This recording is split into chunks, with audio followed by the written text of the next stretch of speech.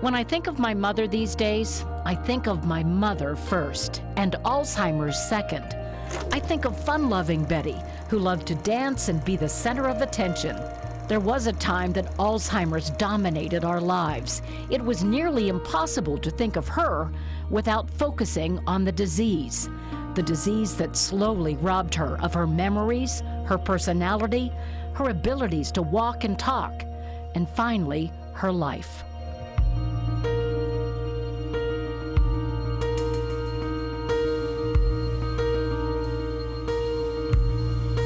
Jerome Mesher knows that Alzheimer's is impossible to escape.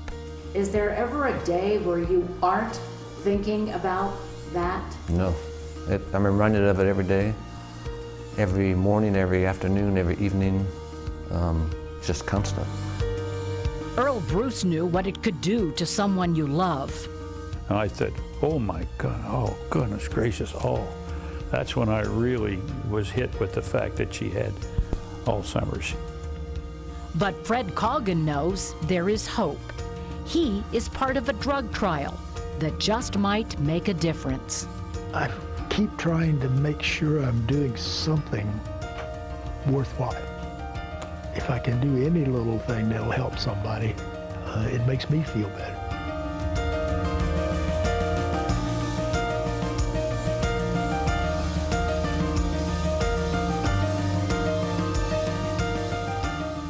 You're going to hear much more about that drug trial and the latest in Alzheimer's research tonight. I'm Colleen Marshall. This is the 10th anniversary of our annual journey through Alzheimer's. It started when my family was searching for answers, and along the way, we have shared the stories of some remarkable caregivers, researchers, and people living with and fighting Alzheimer's. Tonight, we want to help you and your family find answers. We have volunteers on our Call 4 lines, 614-821-4444. You can talk directly to representatives of the Alzheimer's Association of Central Ohio, the Area Agency on Aging, the Ganshorn Suites, and United Church Homes. If they can't answer your question, they can direct you to someone who can. And you can also join the conversation with some of our experts on our Facebook page. They're having a live Facebook chat all throughout this program, and you can talk to them and get your questions answered directly. Alzheimer's is the 6th leading cause of death in this country, the only one in the top 10 with no known cause and no known cure. So the stories we share really can't have a happy ending, but that just might be changing. There are signs of hope, and you can see proof of that at this year's Memory Walk. The Memory Walk is a sea of color, the bright purple t-shirts, and the creation of the Memory Garden. I called on walkers to hold their flowers high. Blue if you have Alzheimer's, yellow if you're a caretaker, orange if you support the cause, and purple if you have lost someone to the disease. I think anyone who's lived through it, it forces you to become passionate about fighting the disease. How can you not after you've seen a loved one go through that? And you never want to see anyone you love have to deal with the same thing that you went through. Lola lost her father to Alzheimer's. Well, it was really sad, and it was really hard to see him in that condition, and so I don't want anybody else to have to experience that. Lola's daughter Reese held a very special spot in this year's Memory Garden, the first ever white flower, a flower of hope. So I am confident one day we will add a flower to our garden, a white flower. A white flower that represents the first survivor of Alzheimer's. It's inspiring to see all these people here today that are coming together for the same cause, and that is really to, Reese and I like to say, kick Alzheimer's to the curb. I hope one day that we'll see a whole crowd full of white flowers. Well, over our 10-year journey through Alzheimer's, many people have shared their stories, telling us what Alzheimer's has done to their families. But few people have a story quite like that of former Ohio State football coach Earl Bruce. Earl knows Alzheimer's in just about every way possible. He is the son of a man who died of Alzheimer's. He is the brother of a woman who died of Alzheimer's. And now he is a man living with Alzheimer's. when he passed away, he was 98 pounds. He had just curled up in a ball. The funny thing about that, he always said, I want to get hit in the head by a crane or something and go fast, not lay in bed and pass away, and that's just what happened to him. 5 years ago, I sat down with Earl Bruce to hear about his family's long and heartbreaking journey through Alzheimer's. As Earl was moving to Columbus to claim his dream job at Ohio State in 1979, his father came to visit and was running an errand in this city he knew like the back of his hand. He took a little trip and got lost. He's never gotten lost, and we couldn't find him. They found him later at a gas station. Earl went on to lead the Buckeyes to 4 Big Ten championships. But while Earl Jr. was living his dream, Earl Sr. was beginning a nightmare. My mother was probably hiding it from us for a while. If I was recruiting in the area, I'd come and stay with them. And when I'd walk in, my mother would say, "That's your oldest son, Earl." I said, "Mom, he knows who I am." And see, I mean, I didn't put it together. I kept thinking, what is she doing that for? His father lived with and died from Alzheimer's, in the end unable to speak or walk or swallow. The Bruce family knew what Alzheimer's could do to a man in his 80s, but they were not prepared for what it would do just a few years later to Earl's sister. She wanted to play in the golf outing, and all of a sudden we're on number 3, and she goes to putt, and the hole's over there, and she lines up to drill the ball over there at no hole. And I said, oh my God, oh goodness gracious, oh. That's when I really was hit with the fact that she had Alzheimer's. Early onset Alzheimer's. She was in her mid-50s. She was told she had Alzheimer's, and she wasn't ready for that. She was okay right then, but she was smitten with that disease, and she looked at me and she says, "Why me?" Pretty tough to answer. There is no answer. No answer. No, that's right. Why me? It's likely a question that Earl is asking himself, because Earl Bruce is the latest member of the family to get the Alzheimer's diagnosis. But Earl is also doing what he's been doing for the past 11 years. Just a few weeks ago, attending the Earl Bruce Beat Michigan, Beat Alzheimer's tailgate. My dad started this with his vision and dream of raising money to defeat Alzheimer's disease. Earl has raised more than $1 million for Alzheimer's research at Ohio State, the university he still loves. He set the tone with our young people to make sure they understood what it would take.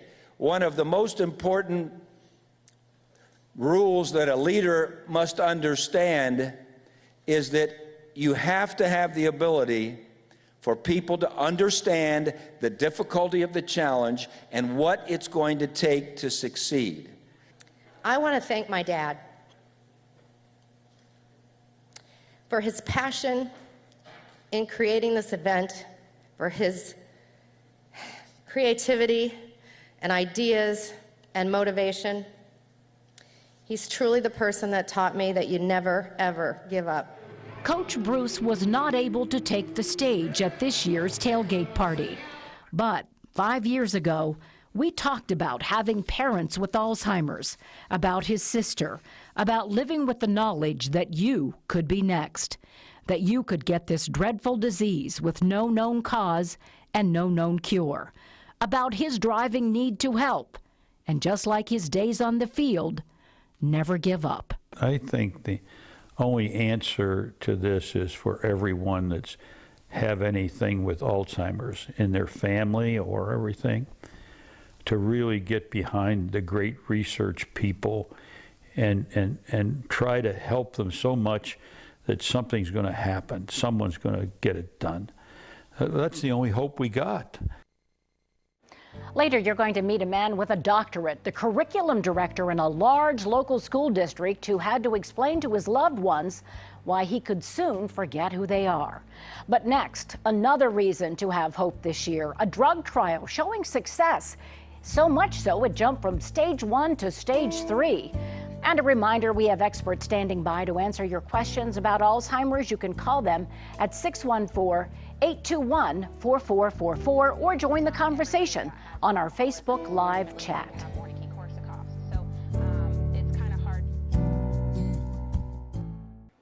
In the decade that we've been doing this program, we've talked a lot about experimental drug programs, but tonight we can tell you about a drug trial that's holding out such hope that the usual 4-stage research project, the normal protocol for drug trials, went right from stage 1 to stage 3. And that means 3,000 people with Alzheimer's are now getting the drug, no placebos, including a number of people at Ohio State University. One of them, a man named Fred Coggan. Now, you'll have to excuse me because part of my problem is I suddenly can lose track of what I was talking about. That's fine. It's going to be really embarrassing. What was the question? Fred Coggan has always been a charmer, and he hasn't lost that. Now he's trying to make sure he doesn't lose anything else. He's been part of a drug trial for months. It's an anti-amyloid drug. It's a protein antibody that we're giving infused into people, and it's designed to get rid of amyloid. This is this sticky, toxic substance that messes up people's brains with Alzheimer's disease. And the reason we're optimistic is because the early stage studies reduce the amyloid in brains of humans significantly. The drug works best, apparently, for people like Fred, Low pressure. who are in the earlier stages, not far away from diagnosis. Well, it's not something you want to hear. No. It's very, it sort of defines that this is the end of the good life, and now you're going to be broken in part. It can be depressing.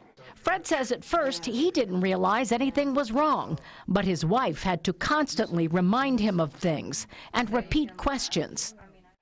Started forgetting things, and so I went to my little book.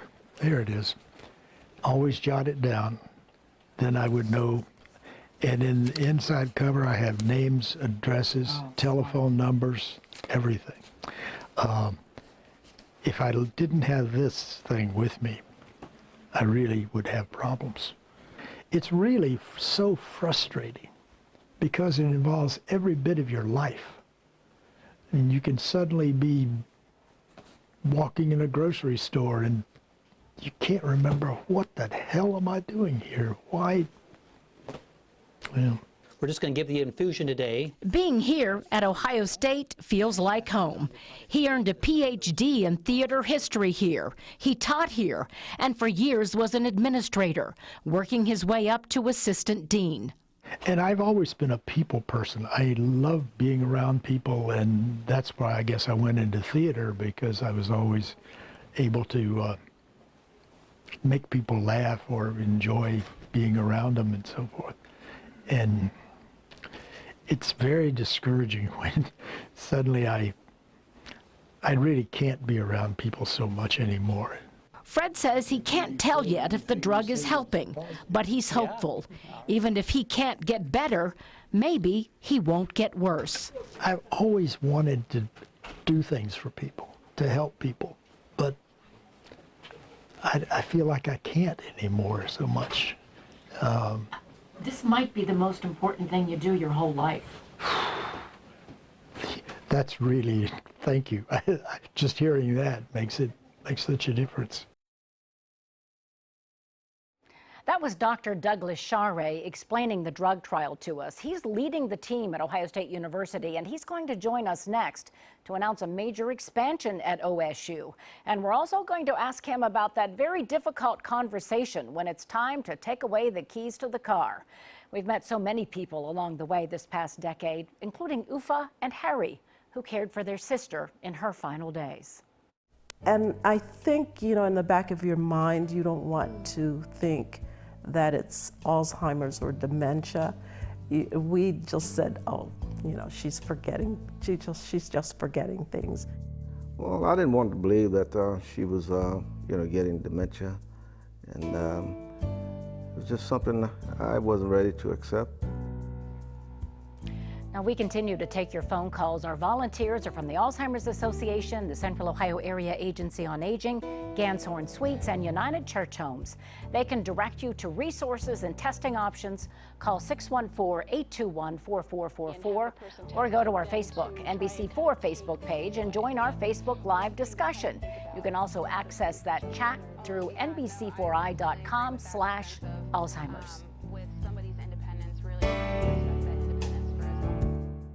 The path toward hope in fighting Alzheimer's disease moves through research, and we are lucky here in Central Ohio to have at The Ohio State University and involved in this program for a number of years, Dr. Douglas Shaarei. And we are happy to have you back with us. And I've got to tell you, when I talked with you just a few weeks ago, you told me about a pretty exciting expansion at Ohio State University. What's coming up? Yeah, it's fabulous, really. Very excited. Wexner Medical Center, Ohio State is making a strategic initiative in neurosciences. Neuroscience research, including Alzheimer's, dementia, neurodegenerative conditions. We're already, I think, a national leader in clinical care and education, but we're going to be hiring 8 new neuroscientists, basic neuroscientists, to develop the new drugs, drug discovery, molecular, genetics, and that way we can then translate those discoveries more easily to our clinic and try to help the patients that we see. So is the goal to be a leader in research? Is the goal to find the breakthrough?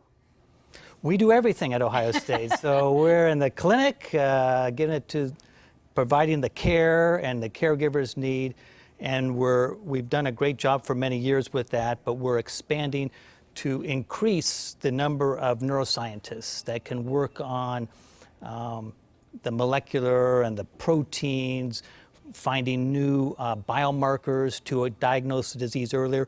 We're looking for a new blood test.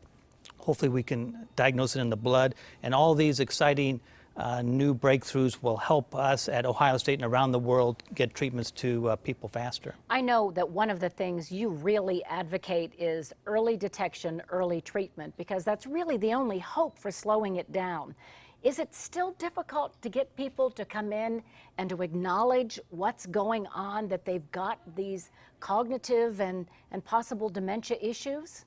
It is, because they have decreased insight. They don't realize it as much as maybe their spouse or someone else. And so it's not a big deal to them. Other people see it as more of a problem. So they're not as engaged to get in to see a physician as you would if you had a broken arm or something like that. And it's also difficult for the family members then, because the person who is dealing with the disease is resistant and not recognizing that there's something wrong.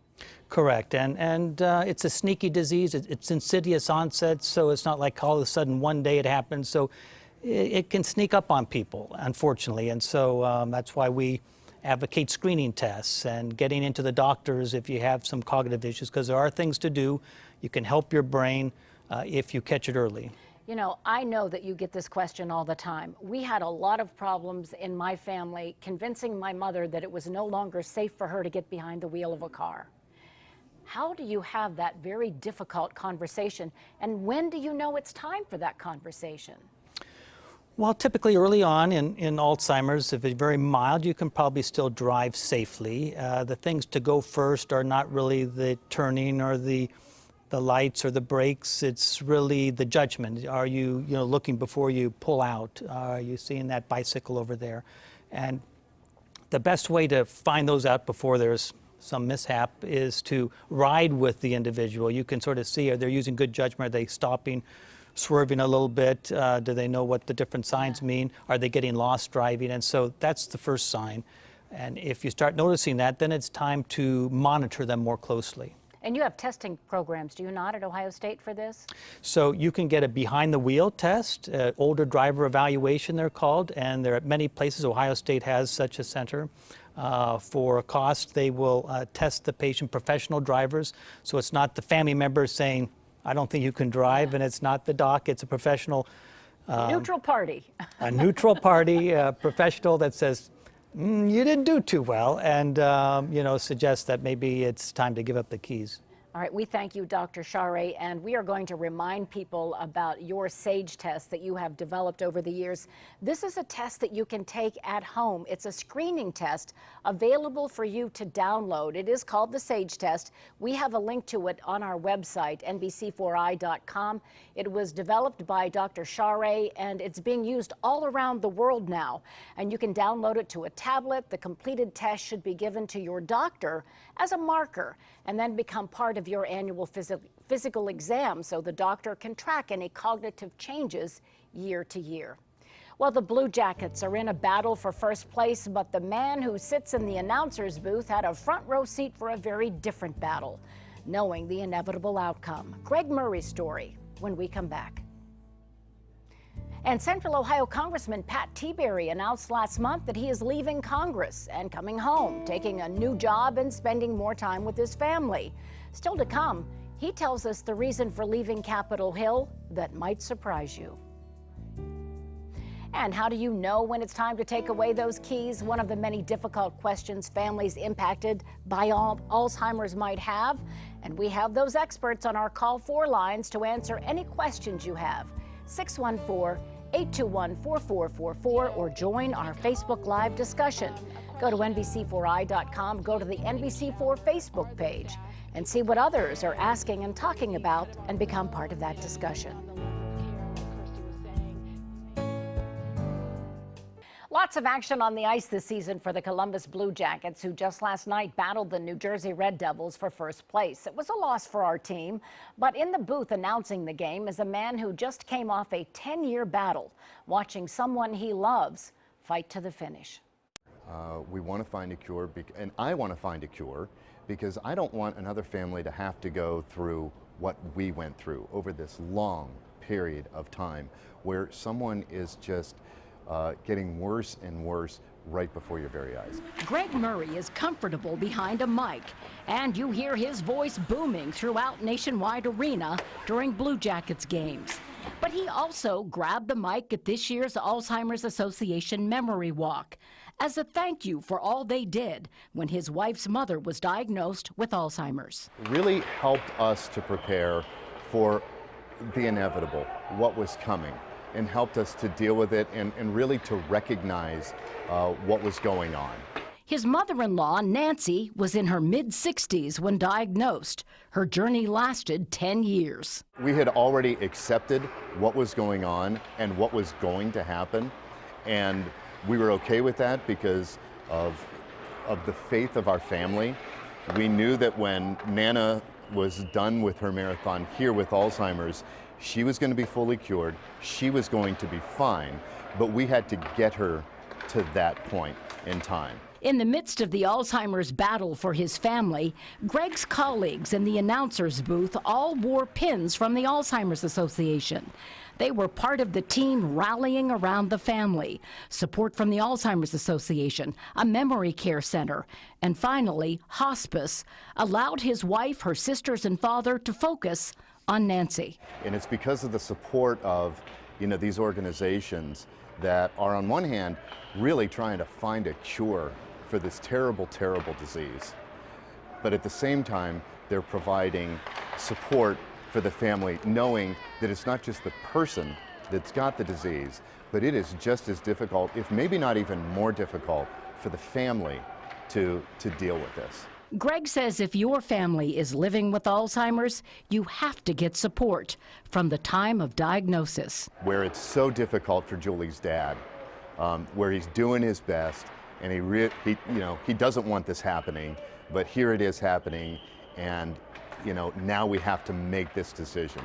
So there were a couple of years before she went into the memory care, and then there's the year and a half that he spent nearly every single day going over and just spending time with her while she was in the memory care facility. So for him, it was such a long period of just difficult time, just sitting there watching your wife, slowly slip away. His family now supporting the work of the Alzheimer's Association, sharing their story and telling others it's okay to ask for help. You want to fight it, and you don't want to say that this is what's going to happen to my wife, or this is what's going to happen to me. No, no, no, no, no. And you know, there just comes a time when the people around you have to do that. Still to come, a conversation with a man on the front line for Alzheimer's services all throughout Central Ohio. We're going to talk with Vince McGrail of the Alzheimer's Association. And later, the long goodbye for one Central Ohio education leader. It started with a letter to those he loved. Our telephone lines are busy, but keep calling. We have experts on the call 4 lines and on a Facebook Live chat. We're able to answer questions you have about Alzheimer's, testing, warning signs, and resources. The number is 614-821-4444. And to join our Facebook Live discussion, go to our NBC4 Facebook page.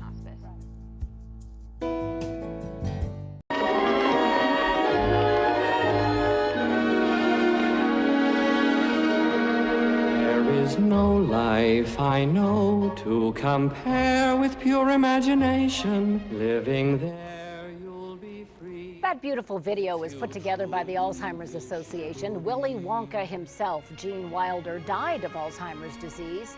And the Alzheimer's Association video is asking you to imagine a world without Alzheimer's.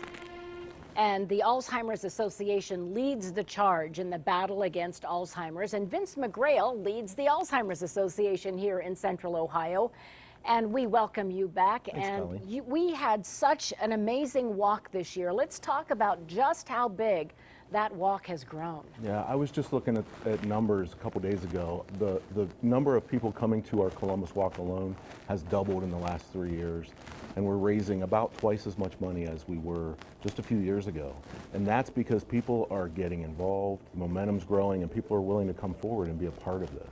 You know, I know there's one family in particular that's almost at the top in the country for raising this one young family who lost their father to Alzheimer's disease. They're near the top. We're going to have somebody grab your microphone real quick because I think it slid down. Sure. There it is. Do we have it? But anyway, this young family leads the charge for much of the nation, don't they? You're talking about Bill's buddies in the Yes. Ganshorn gang, and Yes. that's the Durker family for Bill Durker, and incredible family here in Columbus, and joining forces with the long-term care facility where their father is. He was diagnosed at 51, and it's, you know, an amazing family strength coming together, and about 120, I believe, 130 or so members of that team, raising a great amount of money, but it's really about reaching into the community and getting people involved.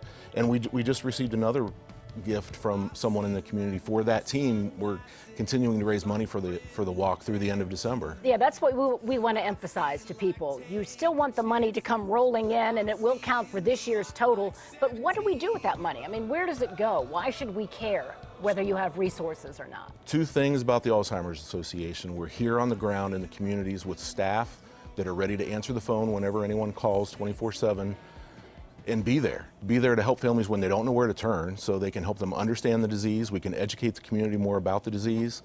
We can put plans in place for families, help them to know the resources in the community, and just be there to support them with support groups and connecting them with others. And the other piece about what we do with our fundraising is the research. The Alzheimer's Association is the largest nonprofit funder of research in the world. Wow. We are third in the world at direct funding of research behind the United States and the Chinese governments. Before we let you go, we want to let people know something that you still need as well as money is volunteers. You just need some people to come in and lend a hand. Here's the thing, if people care about this cause and they want to get involved, they've been thinking about getting involved, they've been thinking about stepping up and doing something, reach out to our chapter, reach out to wherever you are, because we need people to help plan next year's walk. We need people to get involved that are willing to be a volunteer to speak to groups about a lot of work goes into that walk, doesn't it? Absolutely. We've got 4,000 people that came out to the Columbus Walk alone, and next year it's even going to grow because it's just growing. Yeah, and we thank you for all you're doing for this organization. I know We're excited to be here. your heart is in it, and we thank you for that, Vince. Thanks, Colleen. And coming up next, Capitol Hill, home to Central Ohio, Congressman Pat Tiberi talks publicly about one of the reasons he is resigning his seat in Congress. It might surprise you.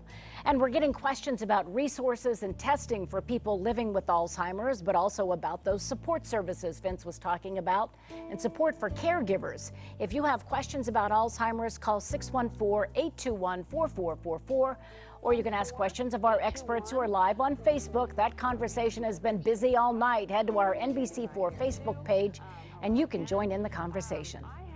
Central Ohio Congressman Pat Tiberi was considered to be a shoo-in for re-election next year in the secure Republican 12th District. So he shocked the political world when he announced he's leaving Congress. He accepted a job leading the Ohio Business Roundtable, saying he wants to spend more time with family. And that includes a father living with Alzheimer's. It's hard when you have, when you're a close family and you have 4 children yourself and you're gone so much. That being gone was already providing me something called Catholic guilt.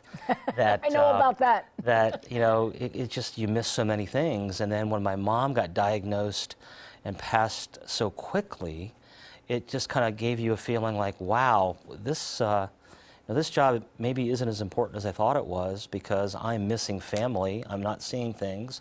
And then with my dad's illness, not knowing what we have in store for that, I need to be here for him too. My mother's passing was a stunner to him too. They were married for 58 years. They did everything together, and she took care of him like nobody else could, and no one else ever will. So it was tough on all of us, but particularly tough on him. Pat Tiberi talks proudly of being the son of Italian immigrants, the first person in his family to graduate from high school, his climb all the way to Capitol Hill that gave his parents such pride. But just a few months ago, his mother died suddenly. And that's when Pat and his sisters realized the grip that Alzheimer's had on their father.